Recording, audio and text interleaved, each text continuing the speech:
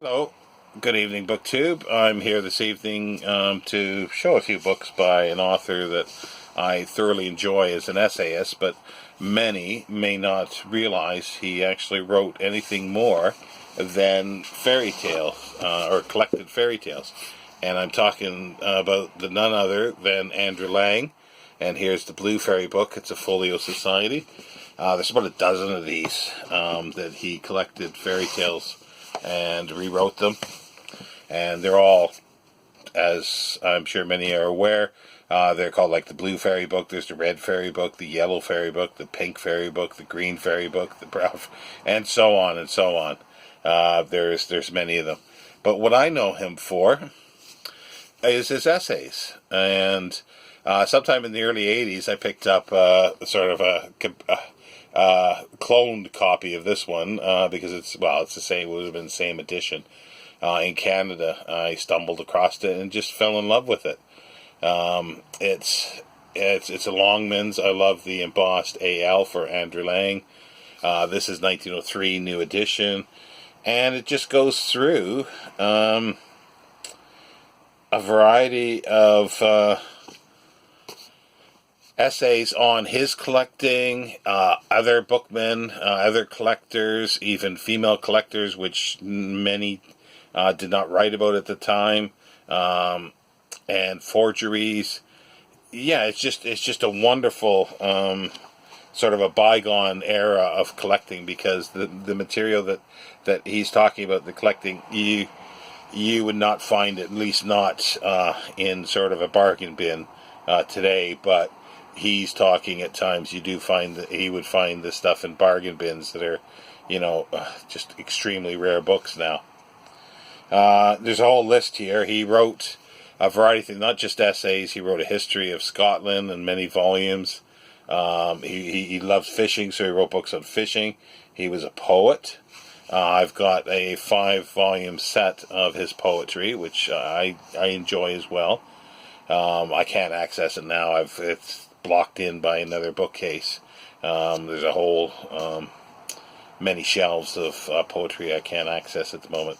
It was bad planning, but I've got to deal with it at some point.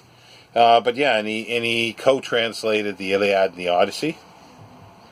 He wrote stuff about myth, custom and myth, magic and religion, myth, ritual, and religion. These are ones that I don't have that I want to get, and they're a little more pricey and a little harder to find. He wrote sort of like a history about Mary Stuart as well.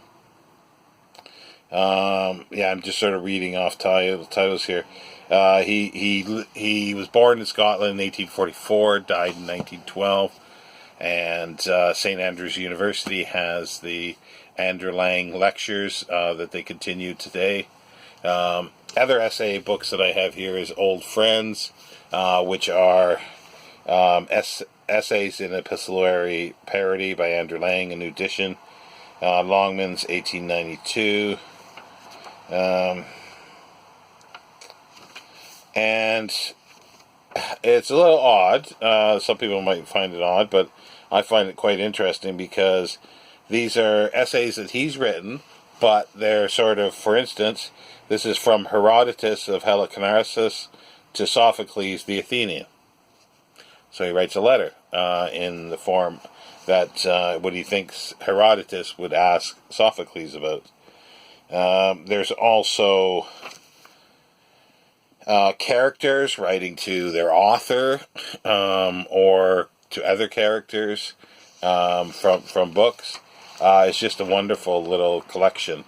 And just sort of, he must have had a wonderful imagination to do something like this. Other ones are letters on literature, which is very similar, but it's his letters to dead authors, basically. Or letters. No, that's a different one. Sorry. This one is sort of writing to someone a letter about, say, Virgil or Richardson or anybody else, Lucretius.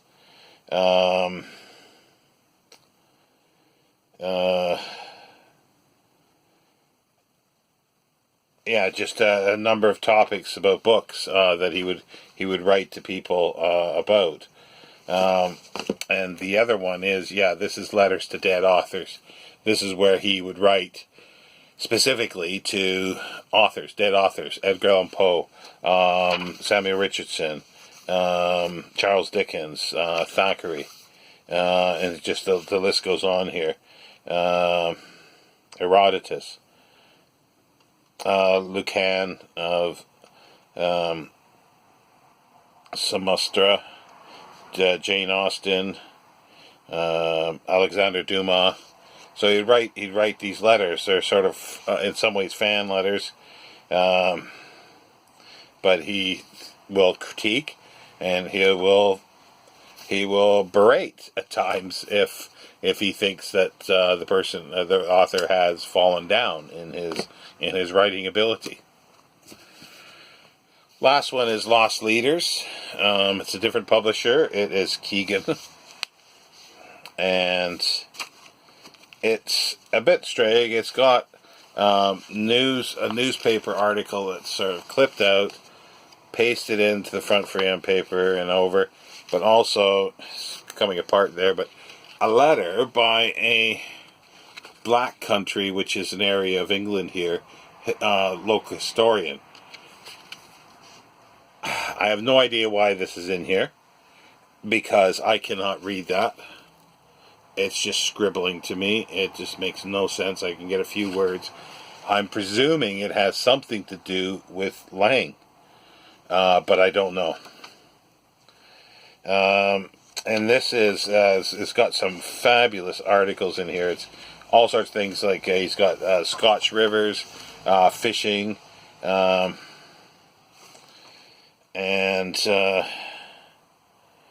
Thackeray's drawings on golf, art of dining, American humor, suspended animation, breaking up, on shaving, street noises, about lending of books and club bores, Fizz the artist, Samuel Pepys, summer nights,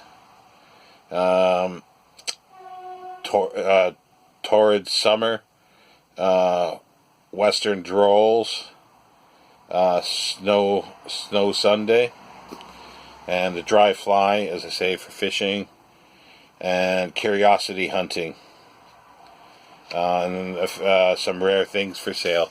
It's just they're just one. This is a really nice. I do want to get a nicer edition, because this is a bit rough. It's seen better days, but it has that interesting connection with it, so I will always keep it. And I've shown this many times. It's just a beloved book for me, Ballads of Books, and I'm always going back to it, always rereading poems in here about books. It's just a beautiful Longmans. I love the shape of it, because as you can see, this is a small. This is about the size of a. Let's try this. This is modern. This is Journal of the Plague Year. Might be apropos at the moment, but hey ho. Oxford World Classics. So I put the Andrew Lang ones beside it. It's almost the same size. It's a bit shorter, and it's about the same width. So this here, Ballads of Books, is even smaller. And it's just a bit smaller. It's shorter than that, and it's narrower. And I just love these. And I've got a number of them, again, hidden, blocked off, by other poets that knew Andrew Lang. And anytime I do see these, I pick them up. And Keegan Paul did them as well. But this is just wonderful. It's an 1888, edited by Andrew Lang, Ballads of Books, and even the paper just feels like it's got, the rough edges. Well, they call it deckled edges, but this is just because it's not trimmed. But it's nice, grained paper. You can feel it. It feels like almost rag paper. It's just beautiful, beautiful to hold, beautiful to read. and I'm always going back to it. It's things like the library, in the library, picture books in winter, Ballad of the Bookman's Paradise, the Bibliomania, Old Books, Fresh Flowers, Literature and Nature. I'm just reading our bookshelves.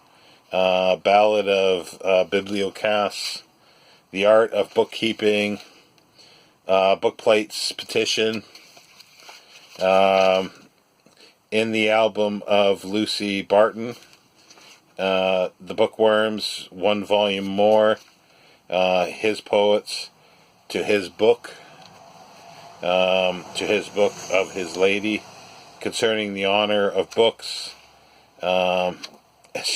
Yeah, I could go on and on. It's just wonderful poetry, especially if you like books and you like poetry. What's better than a book about poetry about books? It doesn't get any better than this, to be honest. But anyway, I thought I'd just show a few things of that off, in a sense.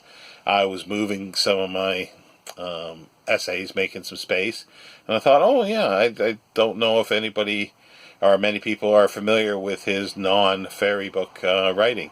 And there's a lot more that I want to get, because he wrote on religion as well, and myths, and some of them are a little difficult to get. I've got a nice little handy, it's a bio, to a certain extent. It's a short biography of him, and it's got a short title, bibliography, in the back, so it's got everything he wrote, and boy, did he write. I don't know how these late Victorians did it. They must have just, they just wrote morning, noon, and night, it seemed like. Just take A.C. Benson for one. He's published over 100 books. L.V. Lucas, they published like over 100 books. A lot of them are essays, so they must have just had the ability just to knock off an essay in like 10, 20 minutes and send it off to the magazine, the periodical, newspaper, where they were probably dying for material like that. And yeah, that would have been just wonderful to live at a time like that, where the venues for having something published, in poetry as well, that just was just marvelous, and everybody did it. Everybody, I don't know if he did book reviews, but I'm sure, that's what some of these sort of are book reviews to a certain extent, but it's mostly classical authors. But most authors did book reviews as well, so it's just, I don't know where they had the time to do this, though. But as it said in another book here, that's written by Leslie Stevens, that Hours in the Library that I've got here, it's in the the Folio Society, and the editor at the beginning says, well, the Victorians had women to look after them. They didn't have to go to Tesco's. They didn't have to clean. So they had people waiting on them hand and foot. So they could just write day in, write and read, and everything was done for them. Their clothes would have been washed. They didn't have to clean. They didn't have to do anything. If they shaved, maybe they probably even had somebody to do that for them. But no, he's a marvelous writer. If you're only familiar with him as the fairy tales, I do urge you, if you're interested in literature and books, to pick up some of his essays. You can still get copies of some of this, especially the books and Bookman, very cheaply, because that was a huge seller. Some of the other ones are a little more difficult. If you do find some of the more rare ones, do let me know. I'll take them off your hands. But yeah, I will let you go there. BookTube, it's coming up to 15 minutes, so that's not too bad for me. I'll be back later. Take care.